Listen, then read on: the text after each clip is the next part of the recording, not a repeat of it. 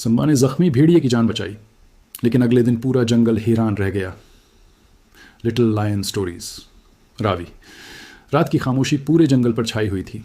चांद बादलों के पीछे छपता और निकलता था, जबकि ठंडी हुआ दरख्तों के पत्तों को हिला रही थी। जंगल के बादशाह मुफासा अपने बेटे संबा के साथ गश्त कर रहे थे। अचानक एक दर्द भरी चीख सुनाई दी।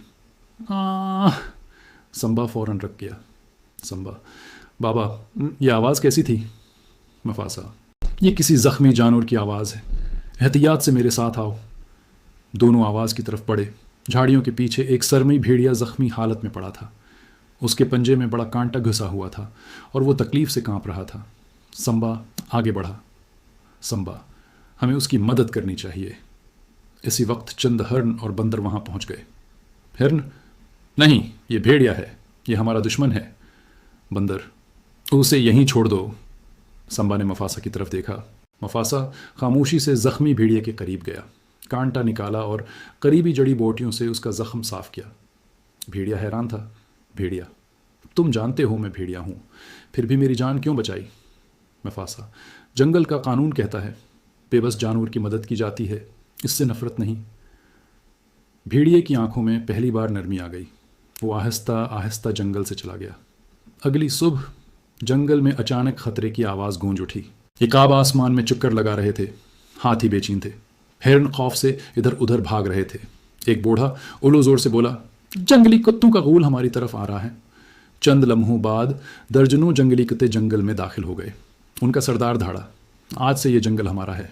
जंग शुरू हो गई। हाथी दीवार बन गए। भीन से आगे बढ़े। संबा पूरी हिम्मत से लड़ रहा था, मगर दुश्मन बहुत ज़्यादा थे। आहिस्ता आहिस्ता जानवर पीछे हटने लगे। ऐसा लग रहा था कि आज जंगल हार जाएगा। अचानक पहाड़ियों की तरफ से खौफनाक भेड़ियों की आवाज़ें गूंजीं। सबने हैरत से उधर देखा। वही ज़ख्मी भेड़िया अपने पूरे गोल के साथ वापस आ रहा था। वो सीधा मुफासा के पास आया। भेड़िया, जिसने मुश्किल वक्त में मेरी जान बचाई, आज मैं उसे अकेला नहीं छोड़ सकता। एक लम्हे में भेड़िए जंग में कूद पड़े। अब जंग का नक्शा बदल चुका था। जंगली कुत्ते घबरा गए। हाथियों ने रास्ता बंद कर दिया। भैंसों ने ज़ोरदार हमला किया। इकाब आसमान से दुश्मन की नकल व हरकत पर नज़र रखने लगे।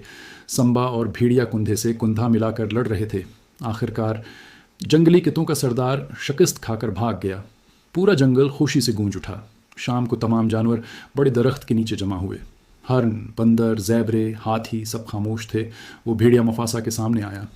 भेड़िया, आज अगर आपने उस रात मेरी मदद न की होती तो शायद आज आपका जंगल ख़त्म हो चुका होता। संबा मुस्कुराया। मुफासा ने आसमान की तरफ देखा और आहिस्ता से कहा, अच्छाई कभी ज़ाया नहीं जाती, वो एक दिन ज़रूर वापस आती है। जंगल के तमाम जानवरों ने सिर झुका दिया। इस दिन के बाद भेड़ियों और जंगल के जानवरों के दरमियान एक नई दोस्ती शुरू हुई और संबा ने सीख लिया कि असल ताकत दुश्मन बनाने में नहीं बल्कि दिल जीतने में है। सबक, रहीम, वफादारी और नेकी कभी ज़ाया नहीं जाती। कभी कभी एक अच्छा काम पूरी दुनिया बदल देता है। Thanks for watching little lion stories.